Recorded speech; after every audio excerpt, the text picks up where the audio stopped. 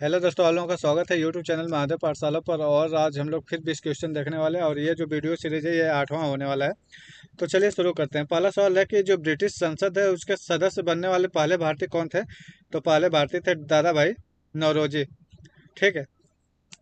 इनका क्या है कि दादा भाई नौरोजी जो है, इन्हें हम किस नाम से जानते हैं? इन्हें हम जानते हैं grand old man of India, old man of India के नाम से जानते हैं। और ये कब बने थे? ये बने थे 1892 में, जो ब्रिटिश हाउस ऑफ कॉमन से उसके पहले भारतीय सदस्य बने थे। अगला सवाल है कि भारत में जो पहली बार पंचायती राज व्यवस्था है वो कब शुरू हुई थी। तो ये 1959 में शुरू हुई थी। और किसके शासनकाल में? जो जवाहरलाल नेहरू थे, जवाहरलाल नेहरू, इनके शासनकाल में हुआ था। कौन से स्टेट में हुआ था? तो ये स्टेट था राजस्थान में। राजस्थान में सबसे पहले ये शुरू हुआ था। ठीक है।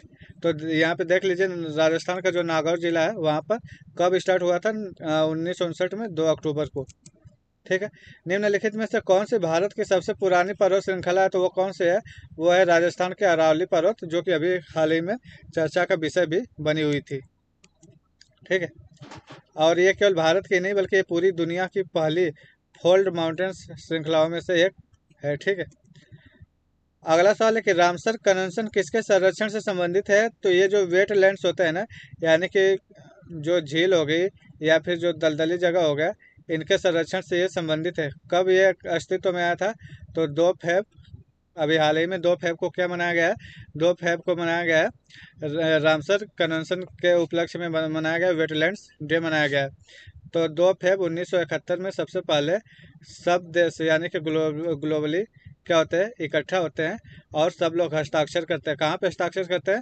तो ईरान में एक जगह है, ईरान में एक जगह है और उस जगह का नाम है रामसर। इसीलिए इसको क्या बोला जाता है? रामसर कन्वेंशन बोला जाता है। कहोगे सर ये फिर रामसर कन्वेंशन हो गया, तो इसमें क्या हुआ था? तो इसमें भाई सब पहली बार कोशिश की जाती है कि जो वेटलैंड्स होते हैं ना, इनके संरक्षण पर काम किया जाए। क्यों? क्योंकि जो वेटलैंड्स होते हैं ना, ये चाहे पारिस्थितिक रूप से देख लो या फिर आप जैविक रूप से देखो या फिर आर्थिक दृष्टि से देखो, हर एक तरीके से ये क्या है ना, बहुत ज़्यादा इंपॉर्टेंट होते हैं। अगर आपको ज़्यादा अच्छे से समझना है तो आप मेरी जो करंट अफेयर्स वाली 2 तारीख की वीडियो है आप उसमें देख सकते हैं। इसके बारे में मैंने अच्छे से समझा रखा है। ठीक है। तो भारत इसमें कब शामिल होता है? तो 1 फेब 1982 को इसमें क्या होता है? शामिल होता है। ठीक है। तो ये आप देख सकते हैं यहाँ पर।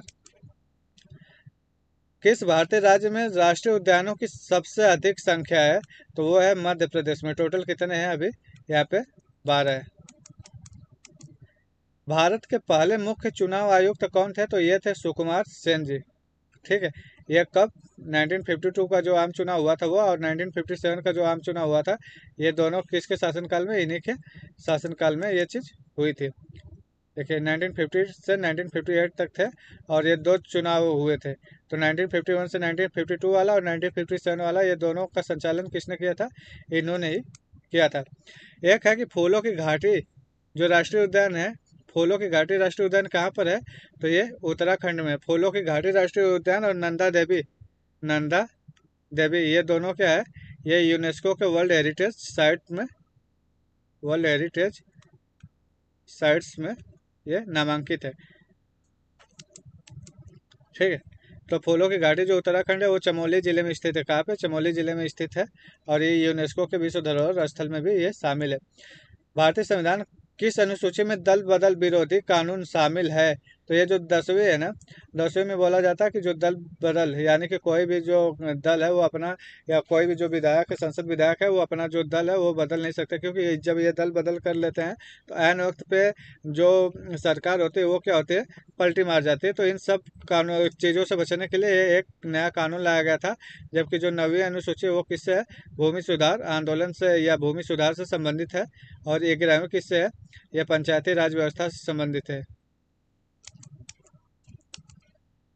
रेमन मैग्सेसे पुरस्कार है वो पाने वाले पहले भारतीय कौन बने? तो पहले भारतीय कौन बने थे? ये विनोबा भावे जी बने थे। ठीक है। कब आया था ये? 1958 में इन्हें रेमन मैग्सेसे पुरस्कार मिला था। किस लिए? इन्होंने भूदान आंदोलन चलाया था और जो सामुदायिक नेतृत्व होता है वो किए थे, इसलिए मिला था। सर्वोच्च न्यायालय के जो न्यायाधीश हैं वो अपने पद पर रहने की जो अधिकतम आयु है वो कितनी है, तो इनके लिए 65 है। जो सुप्रीम कोर्ट है इसके लिए 65 है, जबकि हाई कोर्ट जो है इसके लिए 62 है, अधिकतम 62 साल तक, और सुप्रीम कोर्ट अधिकतम 65 साल तक रह सकती है। कौन सा दर्रा श्रीनगर को लेह से जोड़ता है, तो वो है जोजिला दर्रा। जोजिला दर्रा जो श्रीनगर है ना, श्रीनगर को कारगिल और लेह से जोड़ता है। कलमन फिल्टर एक अध्ययन है, और ये किससे संबंधित है, तो ये जो अपना जीपीएस हो गया, जो नेविगेशन सिस्टम होता है ना, उससे संबंधित है। और खासकर आप देखेंगे तो जो हमारे स्पेस यान होते हैं, यानी कि जो अंतरिक्ष यान होते हैं, उनसे भी ये संबंधित है कि जब ये जाते हैं तो इनमें जो शोर आता है ना, शोर को हटा दिया जाता है, तो उसके बाद जो डेटा आता है उसको ये क्या करता है, स्टोर करता है। तो ये किससे संबंधित है, तो ये नियंत्रण प्रणाली जो control system and signal processing है, ये इस चीज़ से संबंधित है। भारत के राष्ट्रीय मानवाधिकार आयोग की स्थापना कब की गई थी, तो ये 1993 में किया गया था। कब? 12 अक्टूबर 1993 में। ये एक क्या है, यह एक वैधानिक निकाय है। क्या है? वैधानिक निकाय। वैधानिक निकाय। निकाय दो टाइप के होते हैं, एक वैधानिक होता है, एक क्या होता है, एक होता है संवैधानिक। संवैधानिक का मतलब होता है कि उस चीज़ को हम संविधान में उसका व्याख्या रहेगा, जबकि वैधानिक मतलब किसी कानून के द्वारा इसको लाया जाता है। अगला सवाल है कि मानव शरीर की किस ग्रंथि को मास्टर ग्रंथि कहा जाता है, या फिर यह है पिट्यूटरी, या इसको बोलते हैं पीयूष ग्रंथि। इसको ग्रंथियों का भी ग्रंथि कहा जाता है, क्योंकि ये ऐसे ग्रंथि है जो अदर ग्रंथियों को भी क्या करती है, नियंत्रित करती है, इसलिए इसको क्या कहा जाता है, ग्रंथियों का ग्रंथि या मास्टर ग्रंथि कहा जाता है।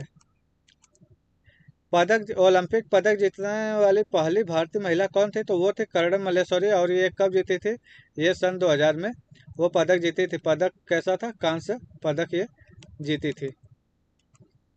गंगा और यमुना जो नदी है उसके संगम पर कौन सा भारतीय शहर बसा हुआ है, तो ये है प्रयागराज। प्रयागराज आप देखते हैं गंगा यमुना और सरस्वती, इन तीनों के संगम पे क्या है, ये बसी हुई है, जिनको हम क्या बोलते हैं, त्रिवेणी संगम के नाम से भी जानते हैं।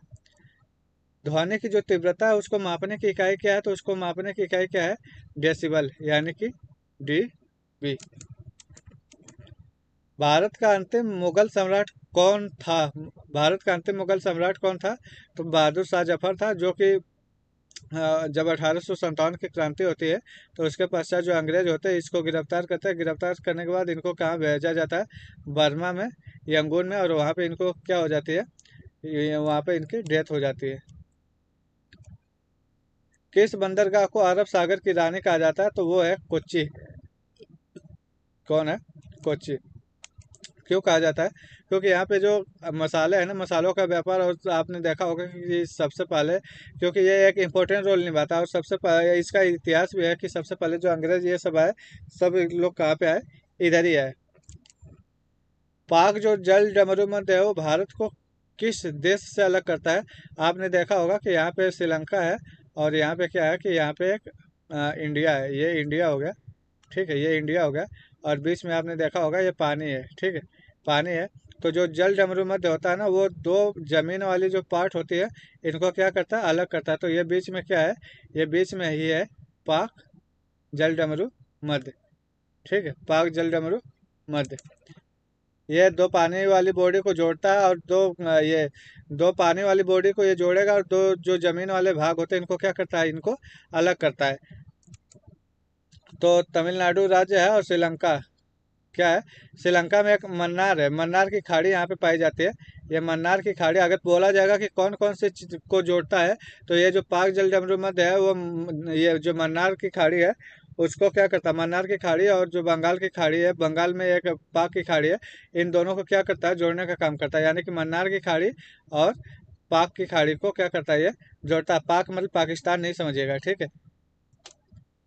तो ये है मेरा चैनल, और अगर आपको ये वीडियो पसंद आई तो आप इसको लाइक करें, सब्सक्राइब करें, और ज़्यादा से ज़्यादा शेयर कीजिए। और ये कहीं ना कहीं क्वेश्चन किसी न किसी तरीके से पूछे जाते हैं, तो आप ज़रूर इसको ध्यान में रखिए।